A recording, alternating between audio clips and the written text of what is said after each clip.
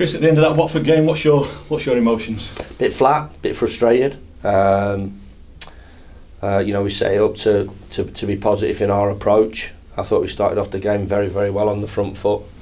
Goalkeeper's made a couple of great saves. Didn't find that first goal, and obviously had to chase it after Delafeu, who's obviously a top player, got in on something that we talked about. Narrow runs off Troy Deeney and one ball.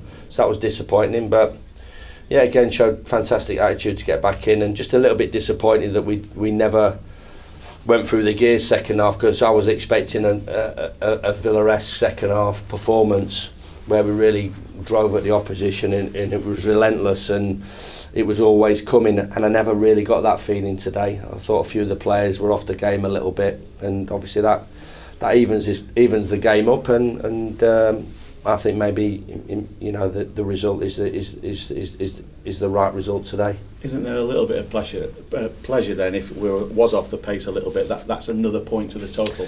Well, yeah, and with 10 minutes to go, we're discussing, do we go 10 and 2 9s?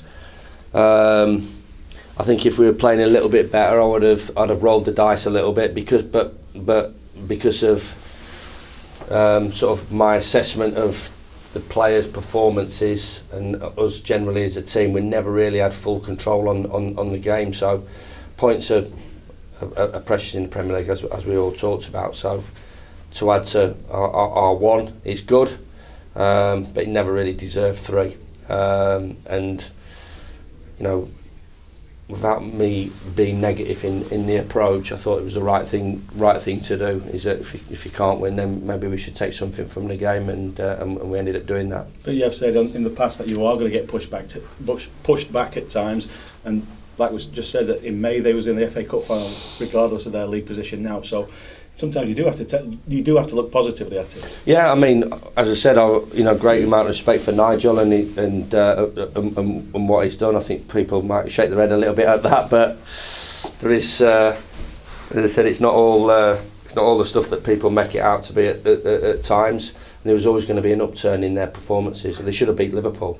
If they would have been a little bit more clinical, they would have beat the European champions. They beat Manchester United. They drew against Palace in his first game, and they've come here and picked a result up. So it's a totally different team. It's a totally different